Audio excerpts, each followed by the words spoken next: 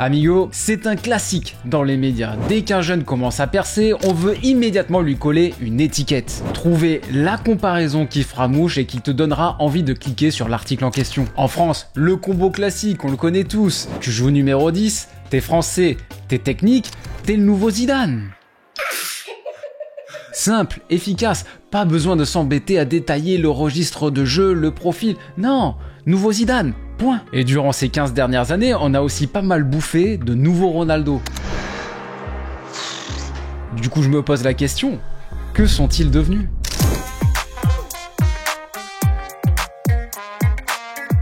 Avant de commencer, j'ai un bon plan à te partager, amigo. Si tu aimes bien parier sur des matchs de temps en temps, il y a une offre très intéressante chez TheBet actuellement. Si tu t'inscris sur l'application pour la première fois, ton premier dépôt est doublé jusqu'à 100 €.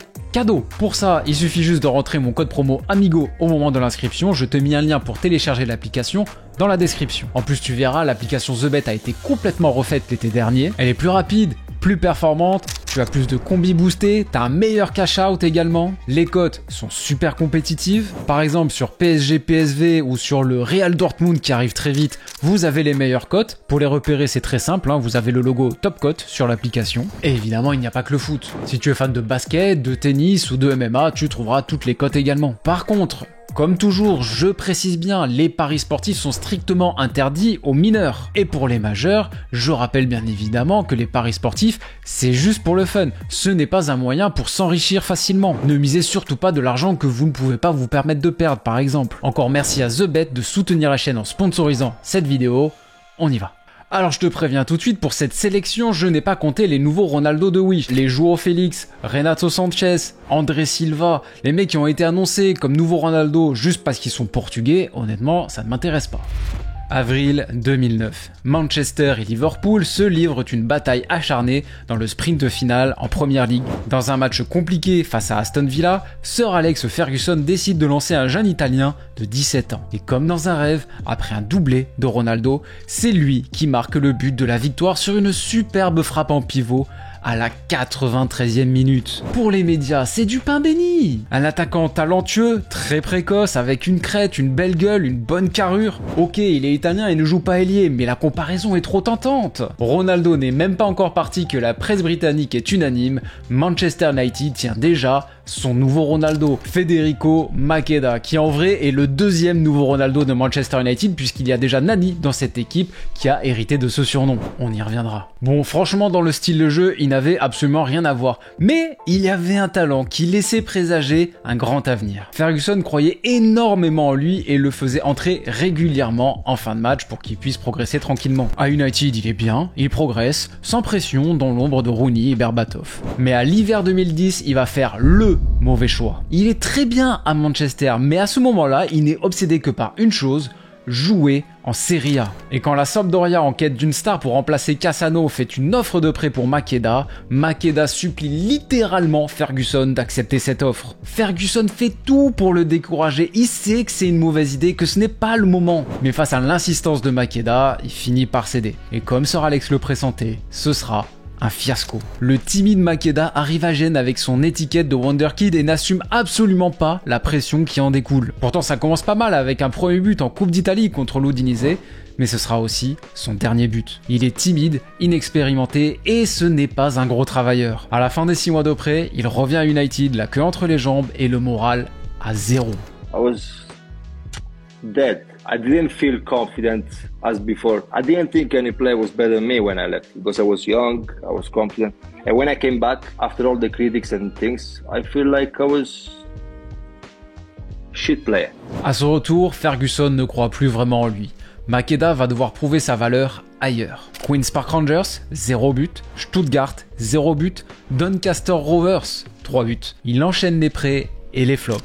Durant son dernier prêt, il montre de bonnes choses avec Birmingham et marque notamment 10 buts, mais c'est déjà trop tard. Son contrat avec United est terminé. Le train pour les sommets européens est définitivement passé. Mais lui ne se laisse pas abattre. Il a la tête sur les épaules maintenant et décide de rester en Championship pour continuer sa progression. Il va donc signer à Cardiff, sauf que, pas de chance, quelques temps après, le coach qui l'a fait venir se fait virer. Donc après une première saison, on va dire moyenne, il perd assez rapidement sa place et derrière il finit par de nouveau être prêté à Nottingham Forest où il jouera 3 matchs. Après ça, retour en Italie, en Série B. Il jouera 2 saisons à Novara, où il ne retrouvera pas vraiment son football, mais où il deviendra plus professionnel. Nutrition, préparation physique, analyse vidéo personnalisée. Il est mieux accompagné, mieux concentré sur ce qu'il doit faire pour enfin profiter de tout son potentiel. Et ça se confirme juste après. Il signe en Grèce au Panathinaikos et là, il va enfin enchaîner 3 saisons avec plus de 10 buts au compteur. En 2019-2020, il réalise même la meilleure saison de sa carrière avec 15 buts, toutes compétitions confondues. Mais ça ne durera pas longtemps. Derrière, il reprend la tournée des flops. En Turquie pour Ankara Gucu, à Chypre pour l'Apoel Nicosie. Et cette saison, à 33 ans, il joue encore. Il est retourné en Grèce à l'Asteras Trépolis et pour l'instant, il est à 2 matchs, 1 but. C'était le Ronaldo grec en fait. Bon, j'ai commencé par le deuxième nouveau Ronaldo. Commençons avec le premier. Le mec, il a aucune logique. Et autant j'ai pu adorer Ronaldo, vous le savez, autant lui, qu'est-ce que j'ai pu le détester par moments. Luis Nani. Par où commencer? Bon, au début, la comparaison avait quand même du sens dans ce cas-là. Les deux jouaient au même poste, les deux sont portugais, les deux ont été formés au Sporting, et les deux sont arrivés très tôt à Manchester United. Dans le jeu également, il y avait de grosses similitudes. Comme Ronaldo, Nani était un énorme dribbleur. À chaque match, les deux cherchaient à humilier leur vis-à-vis, c'était exceptionnel. Mais il y a une grande différence entre Nani et Ronaldo, c'est que Nani, lui, ne va jamais sortir du mode FIFA Street. Et surtout pas après ces 2 grosses saisons entre 2010 et 2012. Alors certes, il marque pas mal et distille beaucoup de passes décisives, mais ça ne suffit pas. Pour Ferguson, il y a un manque d'intelligence de jeu et il y a aussi un manque de régularité qui l'exaspère. Et je pense aussi que cette manie de toujours vouloir dribbler à l'arrêt, ça devait particulièrement l'agacer tant ça pouvait ralentir le jeu. En tout cas moi devant les matchs du Portugal ça me faisait criser. Bref, Ferguson commence à perdre patience, d'autant plus que on est à Manchester United, il y a de la concurrence. Valencia, Park Ji-sung, Ashley Young, Shinji Kagawa, Ryan Giggs est toujours là et même Rooney lui est souvent préféré dans un rôle d'ailier. Mais ça Nani, il ne le comprend pas.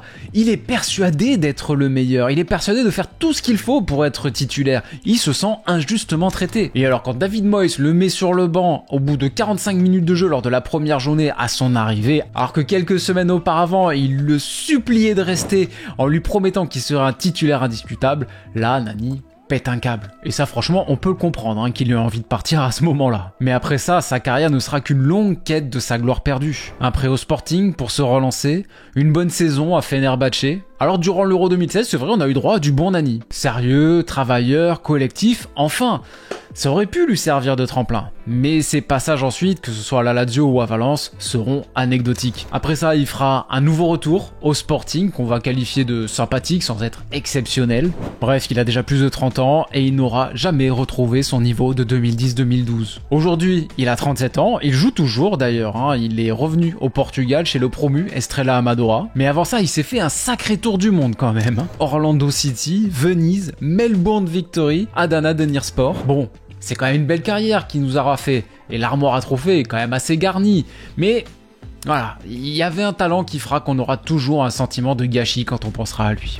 Alors celui-là, il est exceptionnel parce que lui, il a eu droit à l'appellation nouveau Ronaldo, mais aussi nouveau Messi et nouveau Ronaldinho. Rien que ça. Ah, c'est dire à quel point la hype était folle autour de lui, surtout qu'à cette époque, il n'avait que 14 ans. Hachim Mastour, bordel. Le mec, on le voyait jouer uniquement sur YouTube, mais on était tous persuadés que c'était le futur Ballon d'Or. En même temps, 15 ans, il faisait déjà des pubs pour Red Bull avec Neymar. Neymar lui dit même à ce moment-là, je t'attends à Barcelone. À cette époque, ça se battait déjà entre l'Italie, son pays natal, et le Maroc, son pays d'origine, pour savoir quelle sélection il allait représenter. À 16 ans, il signe son premier contrat pro au Milan. Record du plus jeune joueur en équipe première du Milan, devant Paolo Maldini, plus jeune international marocain avec 16 ans et 363 jours. À niveau précocité, on fait quand même difficilement mieux. Mais ça, c'est rarement une bonne chose dans le football. Une pression pareille, c'est beaucoup trop lourd à porter sur les épaules d'un simple enfant. Et si en plus tu rajoutes à ça un entourage toxique qui ne voit en lui qu'une machine à fric, c'est la totale. Après coup, c'était évident que ça ne pouvait pas marcher. Pourtant, Milan avait essayé de gérer ça plutôt correctement, avec notamment un prêt du côté de Malaga de 2 saisons pour qu'il puisse s'aguerrir sans la pression de San Siro, avec moins de caméras autour de lui. Mais c'était déjà trop tard. À Malaga, très vite, on se rend compte que ce n'est pas un joueur de foot. Et ce n'est pas de sa faute, il n'a pas eu le temps de se développer ni physiquement, ni tactiquement, et encore moins mentalement. Pour Mastour, à cette époque-là, le football, ça se résume à dribbler, dribbler et encore dribbler. Mais dans le monde professionnel, ça ne suffit pas. Et ça, il va rapidement l'apprendre puisqu'au bout de seulement une saison, Malaga rompt son contrat de prêt. Et ce premier échec marque déjà le début de son downfall. Après ça, le Milan le prête à nouveau à Zwolle, aux Pays-Bas, 6 matchs, 0 but. Il enchaîne avec un passage en Grèce, à Lamia, 6 matchs, 0 but encore une fois, mais une passe décisive. Retour en Italie, en Série C dans sa région natale, la Regina, pour retrouver enfin le goût du football. Première saison, 1 match. Deuxième saison, 11 matchs, une passe décisive. Bon, je pense que c'est clair. Il aura fallu attendre 2020 et un prêt à Carpi en Série C pour qu'il marque enfin son premier but en professionnel. Aujourd'hui, il joue toujours. Depuis 2022, il essaye de se relancer au Maroc. Mais là non plus, il n'arrive toujours pas à faire une saison complète. On le cite souvent parmi les éternels espoirs, mais quelque part c'est faux. L'espoir est mort depuis bien longtemps. C'est peut-être le plus grand espoir déchu du football. Est-ce que tu te souviens de Freddy Adu, le petit génie américain? Mais au final, lui qui a connu une folie assez similaire au même âge, a fait une meilleure carrière que lui. Bon, par contre, Mastour n'a pas tout perdu dans cette histoire. Comme à ses débuts, il continue de faire des vues sur le net. Au début, c'était sur YouTube, maintenant c'est sur Instagram où il a 500 000 abonnés. C'est pas mal. Alors celui-là, il est vraiment deep. Le Nord-Coréen Han Kwang-song, le Ronaldo mystérieusement disparu. Alors qu'il commençait à peine à se faire un nom dans le monde du football, on n'a plus eu aucun signe de vie de lui du jour au lendemain pendant 3 ans et demi. Lui qui avait réussi à se faire repérer par City et Liverpool quand il jouait encore à Pyongyang, qui avait rapidement fait ses débuts en Serie A avec Cagliari et qui avait enchaîné 2 prêts satisfaisants du côté de Pérouse avant de se faire remarquer et recruter par la Juventus. Bon, certes dans un premier temps pour son équipe U23, mais quand même, on sentait qu'il y avait du potentiel. Il est rapide, technique, possède un bon jeu de tête malgré son 1m77 et il a une posture qui fait rappeler Ronaldo. Et après une saison en prêt satisfaisante, la Juventus le signe définitivement pour 3,5 millions d'euros. À ce moment-là, on se dit que ça y est, c'est bon, sa carrière est prête à exploser, il va enfin arriver en équipe première à la Juventus. Eh bah, pas vraiment. Je dirais même que c'est à partir de là que sa carrière va commencer à prendre une tournure bizarre. Seulement une semaine après cette signature, Han est déjà vendu. Il est vendu le double à Al Duhail, au Qatar. Absolument personne ne comprend ce transfert à ce moment-là. Alors ok, financièrement c'est bien joué, en une semaine ils font x2 sur le transfert, c'est pas mal. Mais bon, on parle d'un jeune avec un très beau potentiel, avec plus de temps, il aurait pu rapporter bien plus. Puis bon, gagner 3 millions d'euros, c'est bien, mais on parle de la Juventus, c'est pas grand-chose pour les caisses d'un club de cette envergure. Pourquoi le vendre aussi vite ? Eh ben franchement amigo, la raison est improbable. Le 3 septembre 2017, la Corée du Nord lance avec succès sa première bombe H. Ce n'est bien sûr qu'un essai, mais la menace est tellement forte que les Nations Unies prennent tout un lot de sanctions contre la Corée du Nord, et notamment une obligeant tous les expatriés nord-coréens à rentrer dans leur pays d'ici 2019. Quel rapport entre les expatriés nord-coréens et l'arme nucléaire ?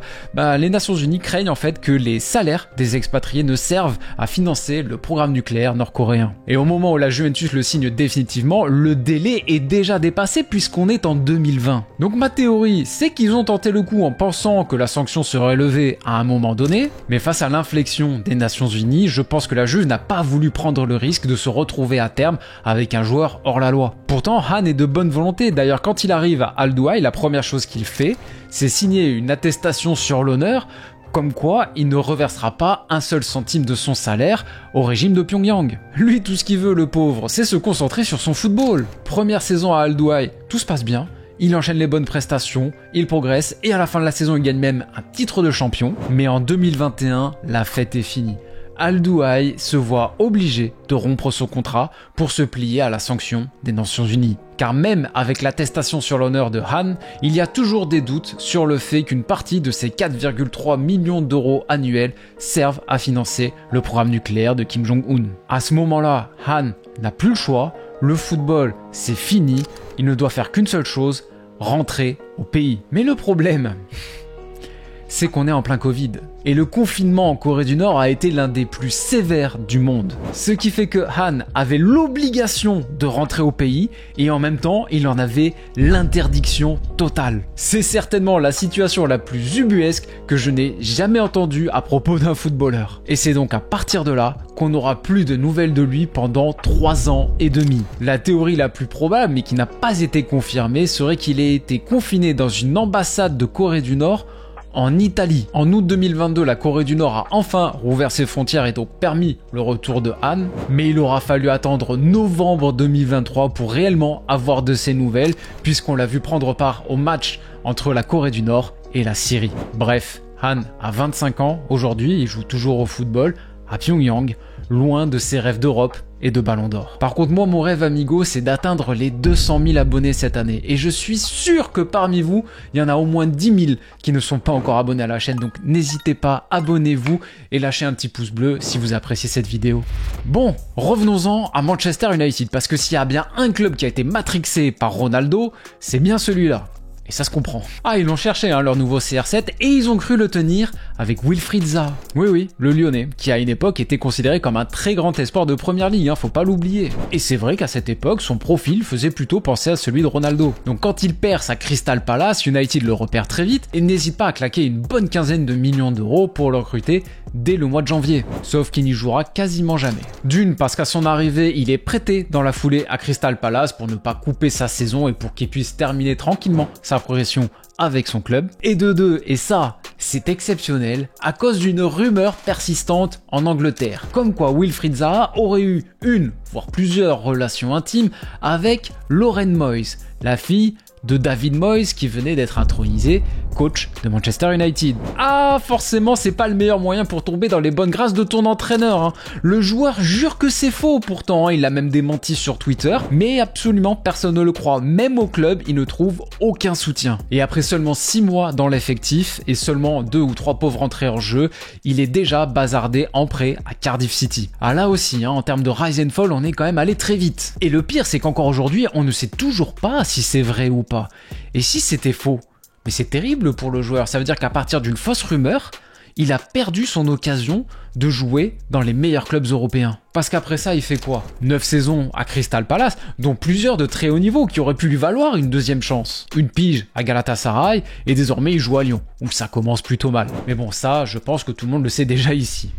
Alors dans cette quête du nouveau Ronaldo à Manchester, j'ai oublié de mentionner un acteur majeur, l'agent de Ronaldo, Jorge Mendes. Ah, lui, je pense qu'il s'est bien servi de la réussite de Ronaldo pour vendre des ailiers à Manchester United. Nani, dans un premier temps, bien sûr, on en a déjà discuté, mais il y en a un que le football a déjà oublié et pourtant il joue encore aujourd'hui, c'est Bébé. L'un des pseudos et des storytelling les plus improbables de ce 21e siècle. De SDF à star du football, l'incroyable ascension de Bébé. Bon, en vrai, son prénom c'était Thiago. Selon la légende, il aurait été repéré lors du mondial des sans-abri durant lequel il aurait marqué pas moins de 40 buts en 6 matchs. Bon, finalement plus tard, pas mal de médias ont affirmé que c'était faux et qu'il n'avait été que présélectionné pour ce tournoi. Bon, ce qui est sûr, c'est qu'à cette époque-là, il s'est fait repérer tout de même par l'Estrela Amadora au Portugal et qu'à partir de là, tout s'est enchaîné très vite. Après sa première saison en pro, l'Estrela n'avait plus les moyens de lui verser son salaire. Du coup, sa clause libératoire a sauté et il était libre de signer où il voulait. Et il ne va pas signer à Manchester United de suite, bien sûr, il va signer au Vitória Guimarães, ce qui est déjà une très belle progression. Et à Guimarães, Bébé cartonne sur les premiers matchs amicaux. 5 buts en 6 matchs. Et ça, Jorge Mendes ne va pas le manquer. Ni une ni deux, il le signe dans son écurie et essaye de le placer dans un top club. Et comme par hasard, quelques jours plus tard, des rumeurs comme quoi le Benfica, le Real Madrid sont intéressés par le nouveau Ronaldo, Bébé. Évidemment, ça arrive très vite aux oreilles des dirigeants de Manchester United et notamment de Carlos Queiroz, l'adjoint historique de Ferguson, qui lui dit qu'il faut s'empresser de vite l'acheter avant que la concurrence ne s'en empare. On ne peut pas, en tant que Manchester United, laisser filer le nouveau Ronaldo. Sir Alex ne prend même pas le temps de le superviser et demande immédiatement à David Gil de se rendre au Portugal pour boucler le transfert. D'autant plus que la clause libératoire n'est que de 9 millions d'euros. C'est une jolie somme, mais pour un club comme Manchester United, c'est pas énorme. Ronaldo avait coûté une quinzaine de millions d'euros. Nani avait coûté 25 millions d'euros. 9 millions pour le nouveau Ronaldo, c'est quoi? Bref, le transfert est très rapidement bouclé et Bébé atterrit à Old Trafford en compagnie de Chicharito et Chris Smalling. Mais là où Mendes est fort, c'est qu'il n'a pas juste flairé le bon filon en le signant dans son écurie. Non, juste avant ce transfert, il achète 40% de ses droits au Vitória Guimarães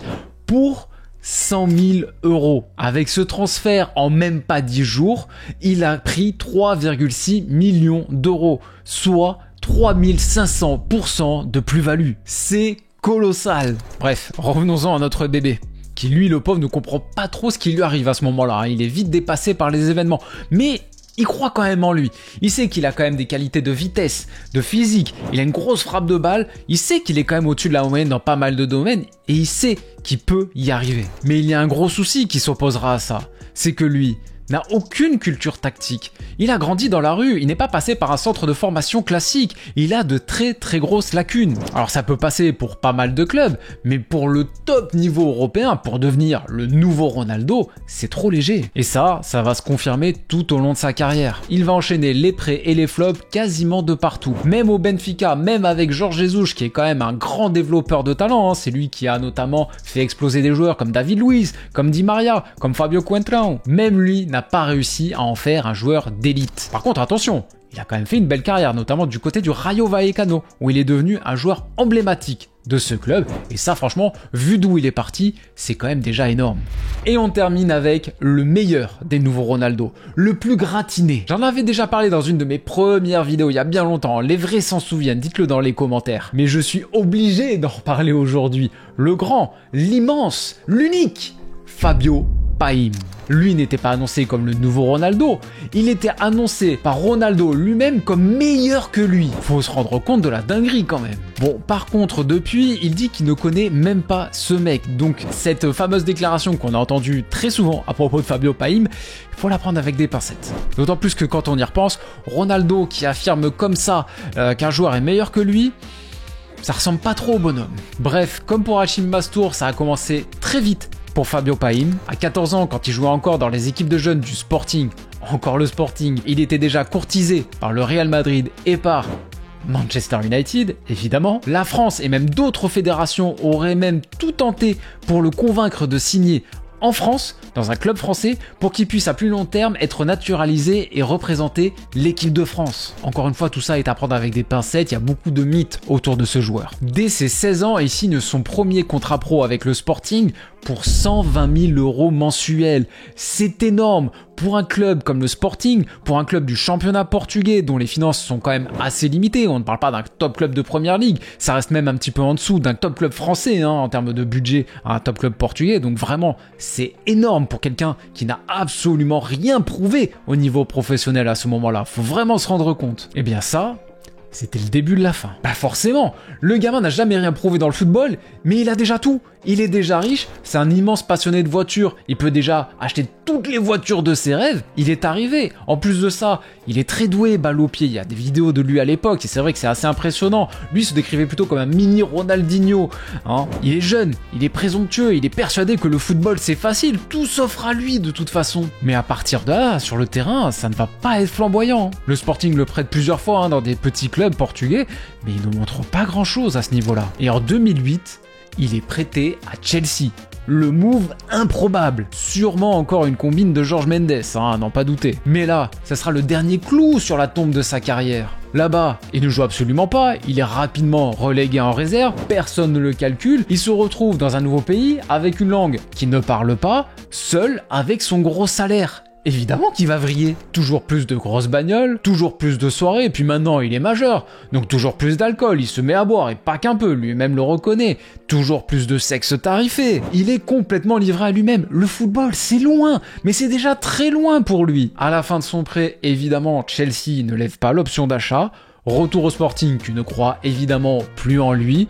Il enchaîne avec un dernier prêt, et il arrive en fin de contrat. Dans l'anonymat le plus total. Sa carrière, il va la poursuivre en Angola, au Qatar, en Lituanie, au Luxembourg, en Pologne, au Brésil, Malte, et souvent dans les deuxième voire troisième divisions de ces championnats de seconde zone. Il est complètement perdu pour le football. Sa carrière n'est qu'une longue descente aux enfers. Accusations de viol, trafic de drogue. En 2015, il se fait virer de son club au Luxembourg pour comportement non approprié. En 2019, il passe même par la case prison après que la police ait retrouvé à son domicile 12 grammes de cocaïne. Bon, aujourd'hui ça va mieux pour lui puisque le Sporting lui a proposé de venir conseiller les jeunes du centre de formation pour éviter qu'ils ne fassent les mêmes erreurs. Pas du tout! Il est devenu acteur porno!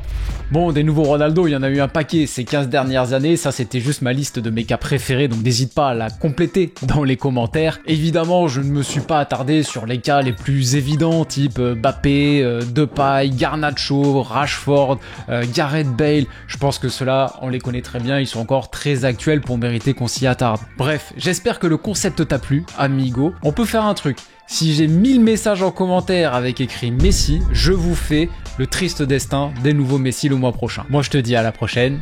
Ciao, ciao!